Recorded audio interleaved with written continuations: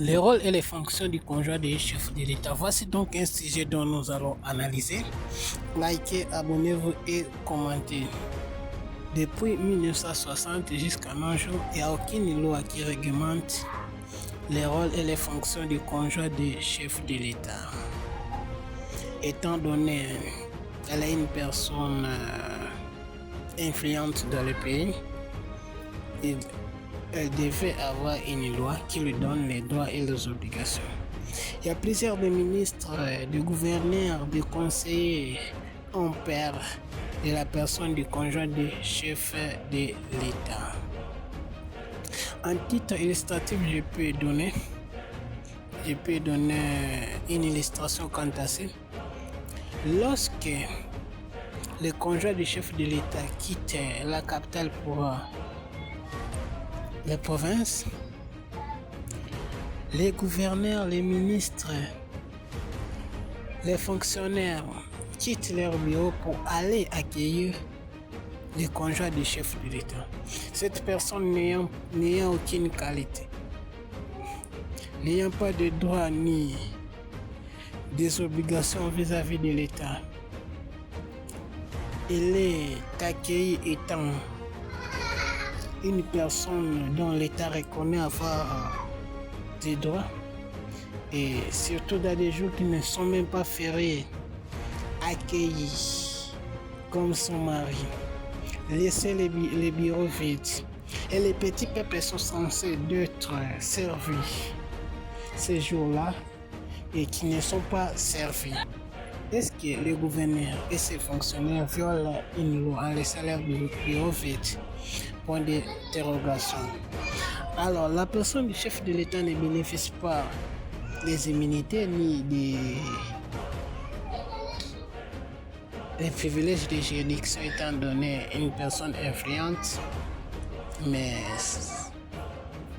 entendu par influence, donc on peut aussi tout influencer. Donc nous nous réservons en disant qu'elle ne bénéficie pas des privilèges de juridiction, mais nous appuyons en ce que les parlements prennent une loi pour veiller en ce que la personne du conjoint du chef de l'État soit surveillée. En 1960, la France a pris une loi, a pris un décret réglementant la personne du chef de l'État en les plaçant dans les rangs de chefs protocolaires. En les plaçant dans les rangs de chefs protocolaires. Le monde évolue, la technique change. Les avions, tout consonne, ont rapproché des mondes. Et le conjoint du chef de l'État représente les pays dans plusieurs d'autres pays dont il est invité.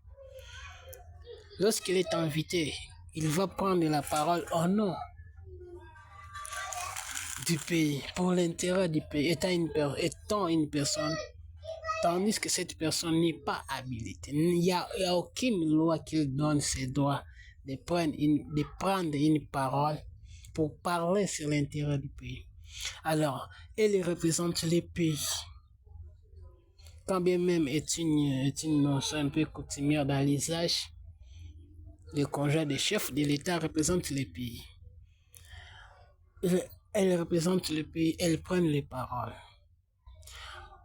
La grande question encore, sa façon de se comporter, sa façon d'être. Lorsque dans un pays comme le Congo qui représente 80 millions d'habitants, pour éviter les catastrophes au futur,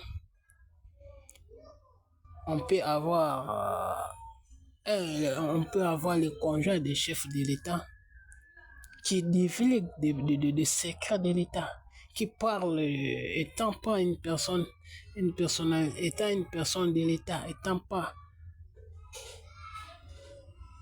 disons pour les termes, étant pas une personne douée. Où sera le pays? Alors veillons à ce que les législateurs prennent une loi afin de vider ces vides.